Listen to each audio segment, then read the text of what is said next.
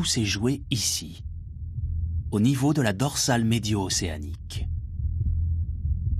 Cette chaîne de montagnes sous-marines de 65 000 km constitue la structure géologique la plus longue du monde.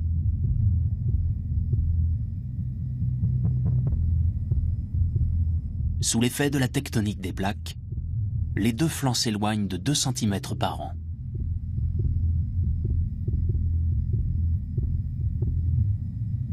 Dans les années 70, lors de la première expédition en submersible, des spécialistes ont remarqué de hautes cheminées de basalte, appelées fumeurs noirs, qui rejetaient de l'eau chaude et du sulfure d'hydrogène provenant de la croûte terrestre. Ces substances étaient émises à une température de 400 degrés, de quoi faire fondre du plomb.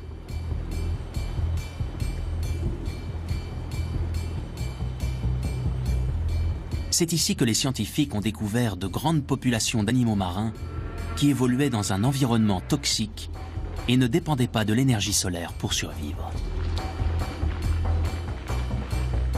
Ils ont repéré des groupes importants de crevettes, ou encore des polychètes qui nageaient dans une eau à 80 degrés. Aucun autre animal ne résiste à une telle température.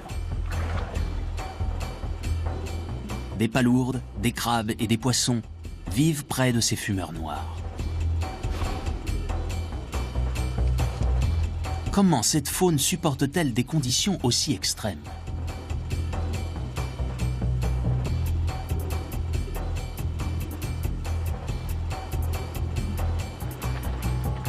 La clé du mystère réside dans les couches de bactéries qui tapissent les cheminées.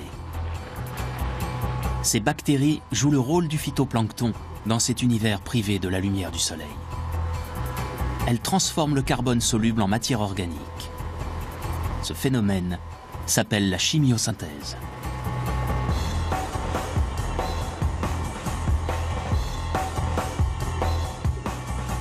La chaîne alimentaire des fumeurs noirs repose donc sur ces bactéries et non sur la neige marine.